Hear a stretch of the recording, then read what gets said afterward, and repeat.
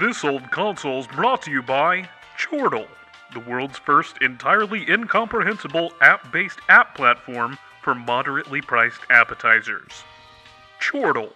Yeah, that's how you pronounce that. Alright, so the Element14.com Hack Like Heck Challenge is now underway. I'm Drew Littrell, by the way, and the aim of this project is to really help out an old friend. Specifically, this old friend. We see R.O.B the robot here is responsible for crushing the dreams of an entire generation of children back in the 1980s because he didn't really perform quite as advertised when playing Gyromite on the NES. Of course, generation was then, and we have today's technology, so we can afford to give R.O.B here a second chance to be our player too. At least, that's all the plan here with this Raspberry Pi portable.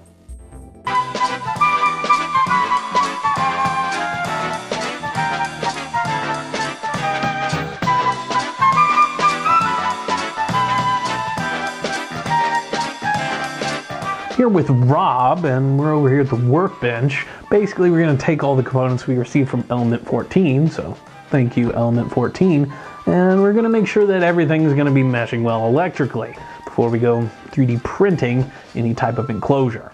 Here, look at this. We got everything all laid out here. Let's connect it all up into one big circuit. I think I'd like to start here with our LCD screen. Probably add a little Captain tape to the back of this just so those electrical signals get any bright ideas. The additions to the case I decided to go with is an HDMI decoder. I open this guy. Raspberry Pi. This is the one, Model A Plus. On to the fun part where we are connecting up wires and such. Somebody call for jumper cables. Okay, got a couple of speakers I'm going to use. These are a little bit smaller.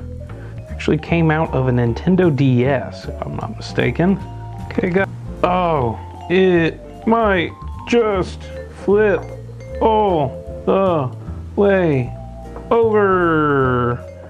And just clicky. Oh, we're good. Voila, look at this mess. We have a charging light and all this mess. It's just gotta make sense to one person at this point. And that's me. Power switch time. I'm hearing activity. Alright, screen turned on. I'm sitting down here with my obviously brand new computer, trying to think about like what direction are we gonna go with the design? You know, what's the inspiration piece? And for me, it's gotta be the NVIDIA Shield. This guy. It's got a clamshell design and, you know, this flip up screen that makes it real easy for doing all things gaming if you're into the Android scene. And that's where we're going to start with our design, and our program of choice is of course Autodesk Fusion 360. What you're seeing here is the first half of the enclosure, what I'm thinking about using. And with the 3 pegs you see here is essentially where the HDMI decoder board is gonna go. I'll just slide right on top of there. That should be enough to hold it in place. That's more or less what I'm thinking what the front of the unit will look like. Now we've confirmed that things more or less work electrically. It's kind of nice and all, but it's not exactly nice to hold. So that's why we're gonna shift focus to making sure everything's gonna fit inside of our enclosure.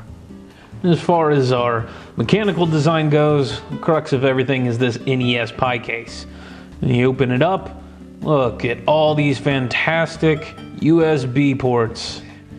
We'll have to do a little bit of desoldering just to make sure that we can get all of our other PCBs to fit. Measure twice, only cut once. An actual 3D printer in motion. This ought to take a few hours.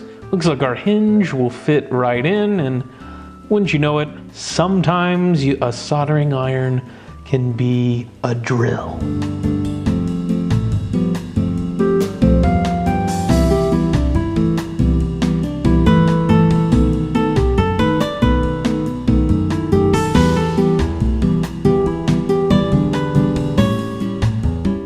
And I certainly haven't forgotten about good old R.O.B here. And what we're going to do with him is take an NES style USB controller, wire the A and B buttons up to his back, so that when you give him a good love tap, he'll finally spring into action. Time to disassemble good old Rob here. Good place to start is at the bottom, of course. You know, Rob enjoys it when you take his head off, or maybe not. I'm going to drill a few pilot holes here in order to place our A and B buttons. I'm going to do one of the buttons here. And of course, let's solder them up. A good place to void your warranty on any of these controllers is look for the QC sticker. One last screw. Get that out of there. And looky there. That's a PCB we can work with.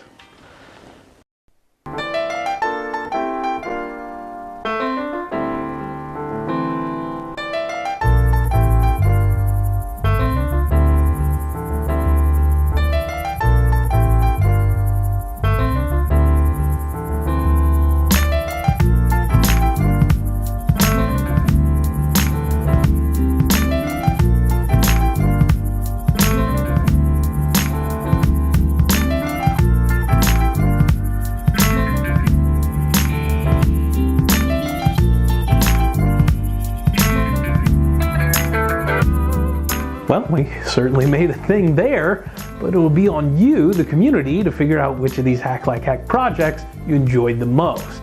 And you can do that by voting at element14.com/hacklikeheck for the April 9th deadline. You don't have to necessarily vote for my project, but it is highly encouraged.